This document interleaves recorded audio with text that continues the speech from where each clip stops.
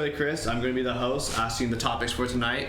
These are the lovely streamers that decided to come and show up and made it out here in San Diego. So. And the bartender. And the bartender. Give it up to the bartender! Man of the hour. This is one of my best friends since 2nd grade, and he's going to be recording everything. He'll chime in too as well. And then we have Sean. He brought us the beverages and he's like, fuck this, I'm done.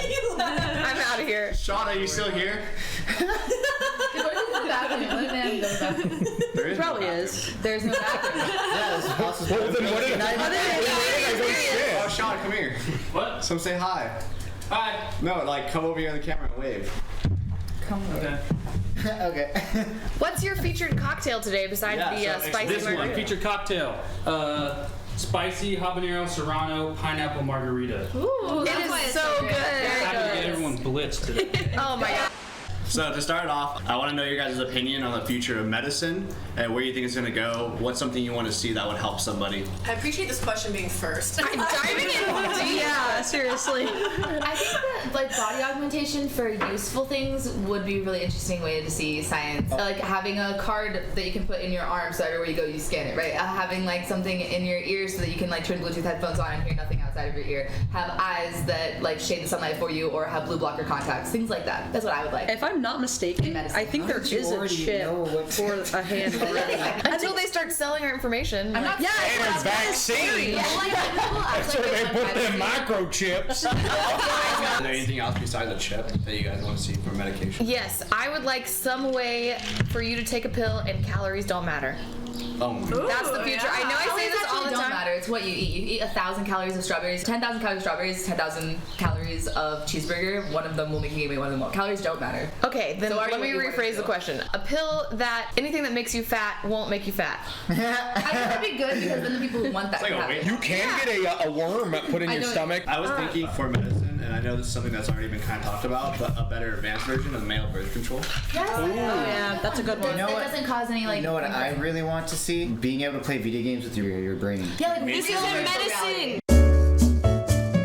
No, like what if you actually like are like paralyzed and you liked a video game and you could never play, and then you were able to like get this Kind of like guy the to Stephen use his Hawking brain to play. Yeah, but you could think in your mind where you want your cursor and where it clicks and stuff. There's a guy who plays Already- RuneScape with eye tracking. Have you guys seen that movie called What Happened to Monday, where she looks in the mirror and it pinpoints everything on her face that like what it's derived from? This is derived from lack of sleep. This Like is wrinkles? derived from like, throwing up. This is derived from drinking. One that genuinely cures depression. Not take it every day, like a pill that you take and you're just like chemically balanced. It's not even depression.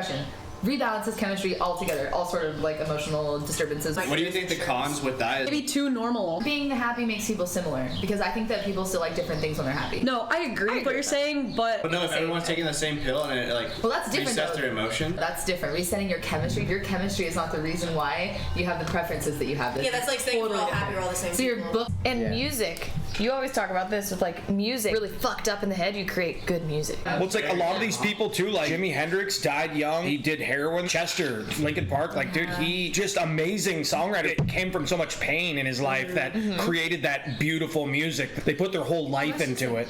To the ones we lost too soon. Cheers.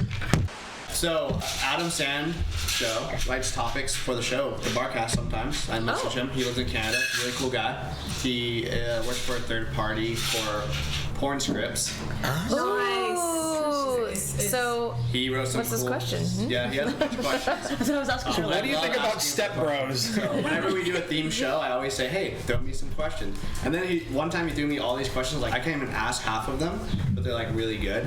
He wanted to ask, in honor of episode 100, I'd like to ask you if under any circumstances, would you sleep with a 100-year-old person? I would. Like, the real question is, what's the least amount of money you'd do it for? Yes. Mine would be probably around $25K, I'm saying. I'm kind of cheap.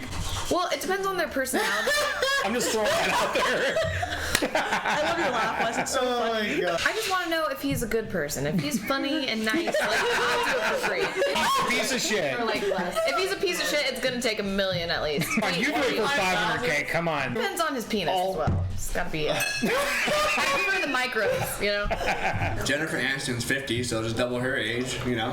Double her age. That's fine. She looks great at 50, so I'm sure she. Jennifer Aniston is the person you think. Science is only getting better. Yeah, science is only getting better. Yeah. Sean, would you sleep with a 100-year-old? For free? I mean, Why is that always a try? Free. under what circumstances would you do it? A lot of cash. Like how much? I have 100K. 100K. That's not bad.